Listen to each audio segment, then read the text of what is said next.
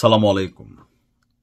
রায় তো হয়ে গেছে, প্রশ্ন হচ্ছে যে বিচারিক প্রক্রিয়াটা কিভাবে সম্পূর্ণ হবে, কারণ শেখ হাসিনা তো বাংলাদেশে নেই, আর ভারতও তাকে ফেরত দেবে কিনা এ নিয়ে নানান মন্তব্য আছে, বা আমরা নর্মালি বলতে পারি ভারত দিবে না।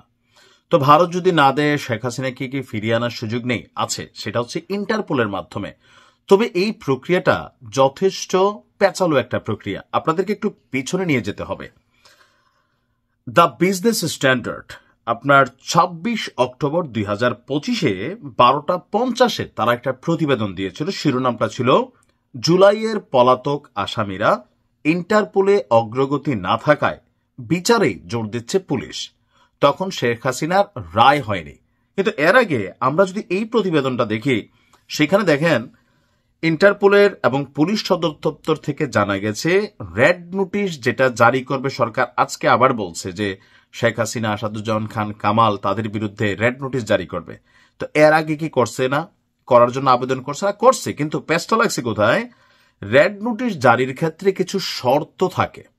তো আমাদের সরকারের পক্ষ থেকে যখন এই রেড নোটিশ জারি করা হয়েছে, সেখানে সবগুলা শর্ত পূরণ করা হয়নি, আর যার কারণে আপনার টোটাল ২৪ জনের নামে মোস্ট ওয়ান্টেড তালিকা অন্তর্ভুক্ত হয় নাই। বাকি ৪ জনের নাম আসছে, তাদের বিরুদ্ধে আবার বিভ্রান্তি আছে।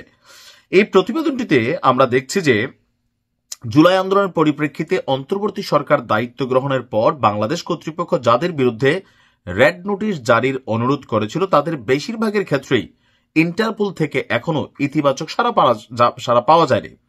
গত ১ বছরে আন্তর্জাতিক এই পুলিশ সংস্থা থেকে মাত্র ৪টি রেড নোটিশ জারি করেছে, জানিয়েছেন কর্মকর্তারা। মোট ২৮ জনের বিরুদ্ধে রেড নোটিশ জারির আবেদন করেছিল সরকার, যাদের মধ্যে শেখ হাসিনা এবং তার সরকারের বেশ কয়েকজন মন্ত্রী, সিনিয়র পুলিশ কর্মকর্তা যারা দেশ ত্যাগ করেছিলেন, কিন্তু তাদের কারোর বিরুদ্ধেই ইন্টারপোল থেকে কোনো ব্যবস্থা নেওয়া হয়নি। বলা হচ্ছে যে আপনার ইন্টারপোল এবং পুলিশ সদর দপ্তর জানিয়েছে রেড নোটিশ জারির শর্ত পূরণ না হওয়ায় মোস্ট ওয়ান্টেড তালিকা তাদের সামনে হয়নি।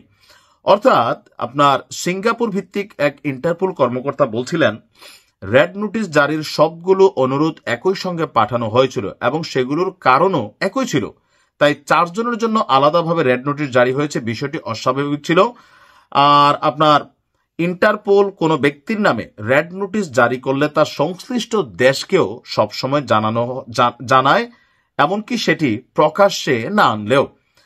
এমনকি বিজনেস স্ট্যান্ডার্ডের পক্ষ থেকে ইন্টারপোলের সাথে সরাসরি যোগাযোগ করা হলে তারা কোনো রকম মন্তব্য আলাদা দেয় নাই। তো এই প্রতিবেদনটা কেন সামনে আনলাম, যে এতটুকু থেকে একটা জিনিস তো স্পষ্ট, যে আমাদের থেকে যে অ্যাপ্লিকেশনগুলো যাচ্ছে ইন্টারপোল আসলে কিভাবে নিচ্ছে, এবং ইন্টারপোল কাজ করার ক্ষেত্রে মানে যার বিরুদ্ধে মামলা বা যাকে রেড নোটিসের মোস্ট ওয়ান্টেড তালিকাভুক্ত করা হবে, তার রাজনৈতিক প্রেক্ষাপট, অবস্থান, এই মামলাগুলো কি রাজনৈতিক উদ্দেশ্য প্রণোদিত কিনা, অনেক কিছু এখানে ডিপেন্ড করে। ফাইনালি যে দেশ তাকে আশ্রয় দিয়েছে, সেই দেশ ইন্টারপোলের সাথে তার সম্পর্ক কতটুকু, ভূমিকা কতটুকু, এখানে অনেক কিছু কিন্তু গুরুত্বপূর্ণ। তো এতটুকু অংশ থেকে বোঝা যাচ্ছে শেখ হাসিনাকে ইন্টারপোলের মাধ্যমে বাংলাদেশে আনা সম্ভব একদিকে না, আবার হতেও পারে। তবে সরকার বলছে শেখ হাসিনা এবং কামালের বিরুদ্ধে রেড নোটিশ জারির প্রক্রিয়া শুরু।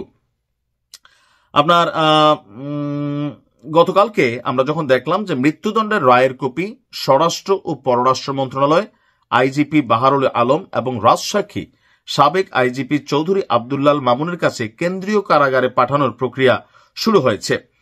বলা হচ্ছে যে ট্রাইব্যুনালের রায়কে চ্যালেঞ্জ করতে চাইলে শেখ হাসিনা এবং আসাদুজ্জামান কামালের উচিত হবে ৩০ দিনের মধ্যে আত্মসমর্পণ করে আপিল করা, তা না হলে পররাষ্ট্র মন্ত্রণালয়ের মাধ্যমে ইন্টারপোলকে তাদের মৃত্যুদণ্ড সাজার বিষয়ে জানানো হবে। এখন জানানো আর হচ্ছে আনা, এটা আকাশ পাতাল পার্থক্য আছে।